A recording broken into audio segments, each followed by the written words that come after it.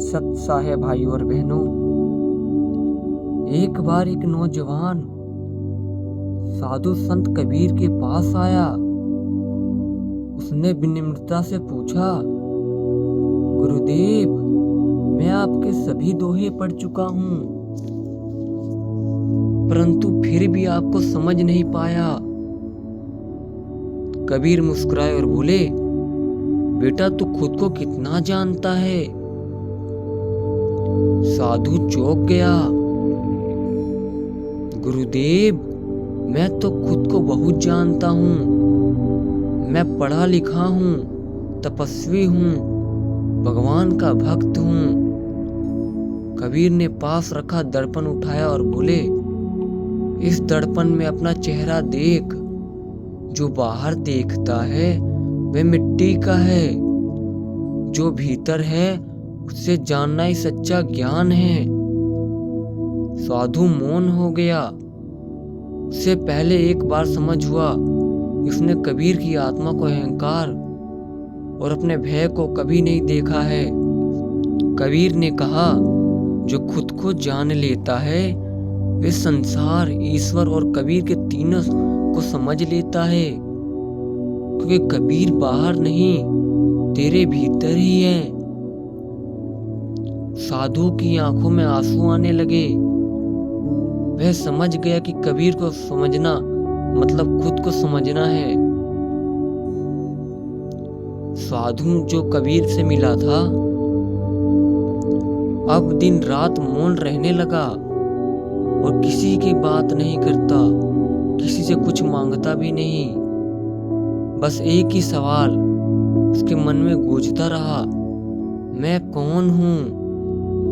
दिन बीतते गए और उसने देखा कि उसका मन कभी शांति नहीं रहता। कभी उसे गर्व होता कि वह संतों के संग बैठता है, तो कभी दुख होता कि उसने कभी तक ईश्वर को नहीं पाया। एक रात गंगा किनारे बैठे हुए उसने चांद की ओर देखा। लहरें चमक रही थी, जैसे हर लहर में कोई रहस्य छिपा हो। वह बोला, हे प्रभु, अगर तू है तो मुझे अपना रूप दिखा दे। और तभी उसके भीतर धीमा आवाज गूंजी, मैं तो तेरे भीतर ही हूँ, तू बाहर क्यों खोजता है? साधु सियर हो गया। वह समझ गया कि उसकी अपनी आत्मा की आवाज थी, वही जो कबीर सच्चा राम कहते थे। अगली सुबह वह फिर कबीर के पास पहुंचा और बोला, गुरुदेव, मैंने कल रात अपने भीतर कुछ सुना, क्या वही ईश्वर था? कबीर मुस्कुराकर कहते, हाँ बेटे, वही तेरी असली पहचान है। जब तू भीतर की आवाज को सुन लेता है तब तुझे कोई गुरु नहीं चाहिए। कबीर ने आगे कहा, लोग तुझे किताबों में ढूंढते हैं, मेरे दोहे में, मेरी कबीर वाणी में, पर मैं तो हर उस इंसान में हूं जो अपने भीतर झांकने की हिम्मत रखता है। साधु अब रोने लगा। रोया इसलिए नहीं क्योंकि उसे दुख था, बल्कि इसीलिए कि उसने पहली बार खुद को पाया था। उसने कबीर के चरण छुए और कहा, गुरुदेव, अब मैं समझ गया, जो खुद को जान लेता है वे कबीर को समझ पाता है। कबीर मुस्कुराकर बोले, अब तू जान गया, अब तेरे और मेरे बीच कोई भेद नहीं। अब तू नया साधु बन चुका है। जो भी कभी ज्ञान की खोज में भटकता था, अब भीतर से बदल चुका है। उसकी आंखों में विस्तारता थी, चेहरे पे अजीब सी शांति, और उसके आसपास के जो भी आता, उसके मन की बेचैनी जैसे खुद को खुद मिट जाता। गांव वाले लोग कहते, यही है वह साधु जो पहले हर सवाल में पूछता था, अब बिना बोले जवाब देते जा रहा है। एक दिन एक नौजवान उसके पास आया। वे बोला, महाराज, मैं हर दिन भगवान का नाम लेता हूँ, मंदिर जाता हूँ, व्रत रखता हूँ, पर फिर भी मन में शांति नहीं मिलती। मैं क्या करूं? साधु मुस्कुराया। तूने कभी खुद से नहीं पूछा कि ये सब क्यों करता है? नौजवान बोला, क्योंकि मुझे भगवान को पाना है। साधु ने कहा, भगवान बाहर नहीं, तेरे भीतर ही बैठा है। पर तू उसे ढूंढने मंदिर गया, पर्वत में गया, कभी अपने भीतर नहीं गया। नौजवान चुप हो गया। वे कुछ क्षण साधु के सामने बैठा रहा और उसके भीतर जैसे कुछ टूट गया। अहंकार, दिखावा और बाहरी भक्ति का आवाड़न। साधु ने आगे कहा, कबीर कहते हैं, मोह को कहाँ ढूंढो रे बंदे में तो तेरे पास में। तो खुद पहचान ले, वही है भगवान, वही है कबीर। ये सुनते ही नौजवान की आंखों में आंसू बहने लगे। वह बोला, क्या इतना आसान है प्रभु को पाना? साधु ने कहा, आसान नहीं पर सच्चा है, क्योंकि कठिन वह नहीं जो रास्ता का तय करता है, कठिन वह है जो खुद को देखने की हिम्मत रखता है। अब साधु भी लोगों को वही सिखाने लगा जो कबीर ने सिखाया था। खुद को पहचानना, भीतर झांकना और प्रेम को जीवन का आधार बनाना। उसका कोई आश्रम नहीं था, ना कोई किताब, ना कोई मूर्ति। वह बस एक पेड़ के नीचे बैठता और जो भी आता उसे कहता, तेरा जवाब तेरे भीतर है। लोग धीरे धीरे उसे जीवित कबीर कहने लगे और वह हंसकर कहता, नहीं मैं कबीर नहीं, कबीर तो हर उस दिल में है जहाँ सत्य की तलाश है।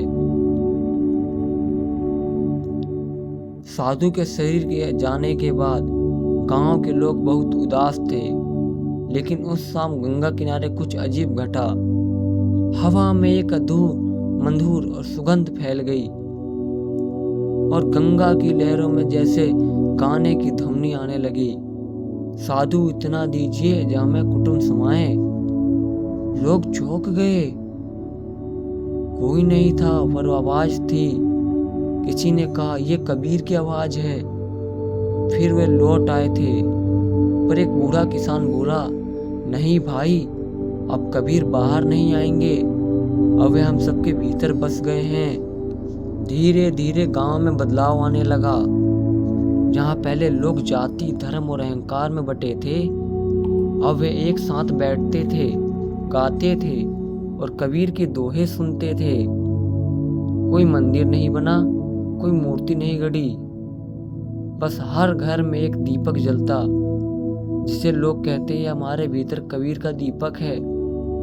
बच्चे जब स्कूल लौटते तो उनकी दादी कहती, बेटा पढ़ाई कर, पर इतना मत भूल कि असली ज्ञान किताब में नहीं, तेरे दिल में है।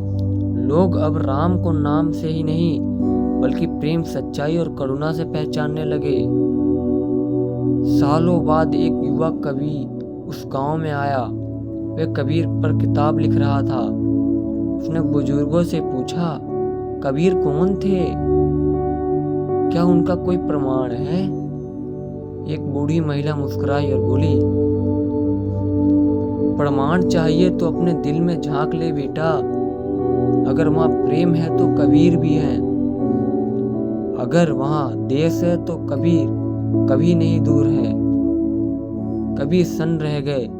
उस रात उसने कबीर का एक दोहा लिखा, जब मैं था हरि नहीं, जब हरि में नहीं, सब अंधियारा मिट गया, दीपक देखा माही।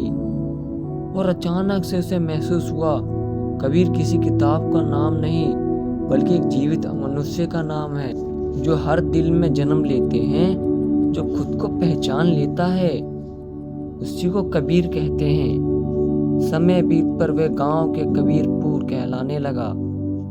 लोग कहते, यहाँ हर इंसान कबीर है। किसी के घर में झगड़ा होता तो लोग कहते, भाई अपने भीतर के कबीर को याद कर, वे कभी झगड़ा नहीं करता। किसी के मन में ईर्ष्या आती तो कोई कहता, कबीर भीतर बैठा है, उसे मत भूल। धीरे धीरे ये विचार हर जगह फैल गया। कबीर कोई व्यक्ति नहीं, एक चेतना है, एक प्रकाश है। जो खुद को जान लेता है वह उस चेतना का अनुभव कर सकता है। सदियां बीत जाएं, नाम बदल जाएं, धर्म बदल जाएं, पर कबीर का संदेश अमर रहेगा। क्योंकि कबीर ने ये कहा था, माटी का अनमोल है, इसमें ही सब कुछ है। जो इस माटी के भीतर झांक ले वही सच्चा साधु है। वर्ष बीत चुके थे, गंगा किनारे वे लोग अब बदल चुका था। कभी छोटा सा गांव था, अब आध्यात्मिक तीर्थ बन गया था। लोग दूर दूर से आते और कहते, यही वह स्थान जहां लोग अपने अपने भीतर कबीर को पहचाना करते थे। पर समय के साथ लोग भी भूलने लगे थे। नई पीढ़ी कबीर को एक कहानी बना दिया था, किसी किताब का हिस्सा, किसी कवि का नाम, किसी दोहे की आवाज। एक दिन उसी गांव में एक छोटा सा लड़का आरब नाम का अपनी दादी से बोलता, दादी, सब कहते हैं कि कबीर बहुत बड़े संत थे, क्या वे सच में कबीर इतना गांव में आए थे? दादी मुस्कुराई, नहीं बेटा, वे तो हर जगह हैं। आरब ने मासूमियत से पूछा, पर मैंने उन्हें देखा नहीं पा रहा हूँ। दादी बोली, क्योंकि तू अपने आंखें में देख, दिल से नहीं। उस रात आरब गंगा किनारे गया। हवा में ठंडी थी, पर मन में कुछ बेचैनी थी। उसने आसमान की ओर देखा और कहा, हे कबीर, अगर तुम सच में हो तो मुझसे बात करो। काफी देर तक कोई जवाब नहीं आया। फिर उसने अपनी आंखें बंद की और अचानक से उसके भीतर एक आवाज आई, मैं तेरे भीतर ही हूँ। आरब चौंक गया। वह आवाज अब बाहर से नहीं, भीतर से आई थी, गहरी शांति और प्रेम से भरी।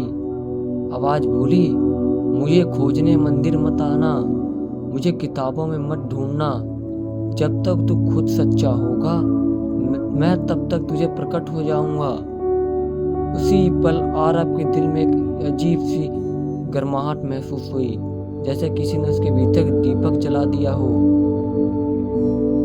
अगले दिन आरब ने अपने दोस्तों को बुलाया और बोला, आओ आप सब मिलकर अपने भीतर कबीर को ढूंढे।